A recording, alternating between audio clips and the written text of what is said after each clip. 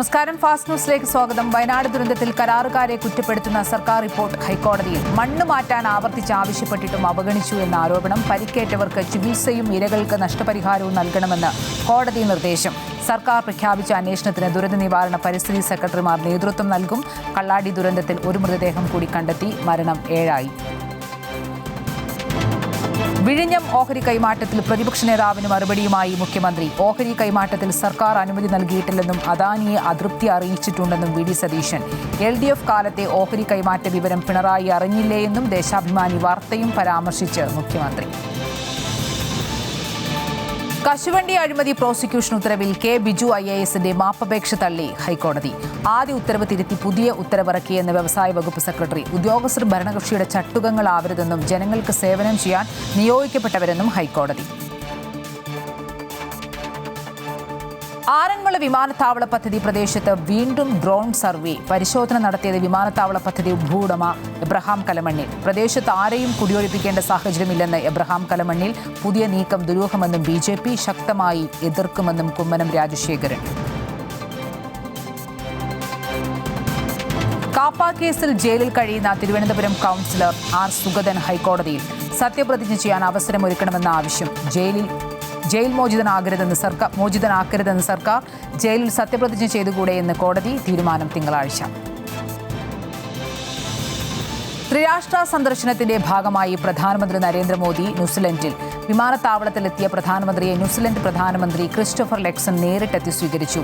India New Zealand വ്യാപാര കരാർ ഒപ്പുവെച്ച ശേഷമുള്ള സാഹചര്യം ഇരുവരും വിലയിരുത്തും. രാജീവ് ഗാന്ധിക്ക് ശേഷം ഒരു ഇന്ത്യൻ പ്രധാനമന്ത്രി ന്യൂസിലൻഡിലെത്തുന്നത് ഇതാദ്യം. അയ്യപ്പന് പ്രത്യേകമായി പബ്ലിസിറ്റിയുടെ ആവശ്യമില്ലെന്നും പുതിയ രീതിയിലുള്ള സംഗമങ്ങൾ നടത്താൻ ഉദ്ദേശിക്കുന്നില്ലെന്നും Sabarimala Devaswom board president K Jayakumar. ശബരിമലയിലെ ശുചിത്വം, സുതാര്യത, കാര്യക്ഷമത എന്നീ 3 കാര്യങ്ങളിൽ ഊന്നിയുള്ള വികസന പ്രവർത്തനങ്ങളാണ് ബോർഡ് ലക്ഷ്യമിടുന്നതെന്നും K ജയകുമാർ അറിയിച്ചു.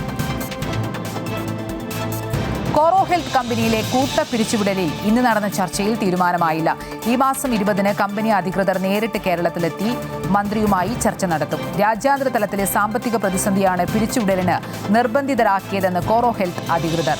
കമ്പനി ലാഭത്തിലാണ് പ്രവർത്തിക്കുന്നതെന്ന് മന്ത്രി ബിന്ദു കൃഷ്ണ. കുംഭമേള വൈറൽ പെൺകുട്ടിക്കുള്ള പോലീസ് സംരക്ഷണം പിൻവലിച്ച് ഹൈക്കോടതി. നടപടി പെൺകുട്ടിയെ കണ്ടെത്താൻ കഴിഞ്ഞില്ലെന്ന പോലീസ് റിപ്പോർട്ട് പരിഗണിച്ച്. പെൺകുട്ടി ആവശ്യപ്പെട്ടാൽ വീണ്ടും സംരക്ഷണം നൽകുന്ന കാര്യം പരിഗണിക്കാമെന്നും കോടതി. കരൂർ ദുരന്തത്തിൽ പോലീസിനെയും DMKയെയും രൂക്ഷമായി വിമർശിച്ച് തമിഴ്നാട് മുഖ്യമന്ത്രി വിജയ്. റാലിയുടെ വിവരങ്ങൾ പോലീസിന് കൈമാറിയിരുന്നുവെന്നും ജീവിതത്തിലെ ഏറ്റവും വേദനാജനകമായ സംഭവമെന്നും വിജയ്. ജീവൻ നഷ്ടപ്പെട്ട 41 പേരുടെ ഓർമ്മയ്ക്കായി TVK ജില്ലയിൽ സ്മാരകം നിർമ്മിക്കും. ദുരന്തത്തിന് ശേഷം ആദ്യമായാണ് വിജയ് കരൂരിലെത്തിയത്. ജില്ലയിലെത്തിയാണ് വിജയ് മനസ്സ് തുറന്നത്. അയോധ്യ രാമക്ഷേത്രത്തിലെ സംഭാവനാ ക്രമക്കേടിൽ അന്വേഷണം ആവശ്യപ്പെട്ടുള്ള ഹർജികൾ സുപ്രീം കോടതി തിങ്കളാഴ്ച പരിഗണിക്കും. നിലവിലെ അന്വേഷണം കാര്യക്ഷമമല്ലെന്നും കോടതിയുടെ മേൽനോട്ടത്തിൽ അന്വേഷണം വേണമെന്നുമാണ് ഹർജിയിലെ ആവശ്യം. അതേസമയം ക്രമക്കേട് അന്വേഷിക്കുന്ന SIT ഉടൻ റിപ്പോർട്ട് സമർപ്പിക്കും.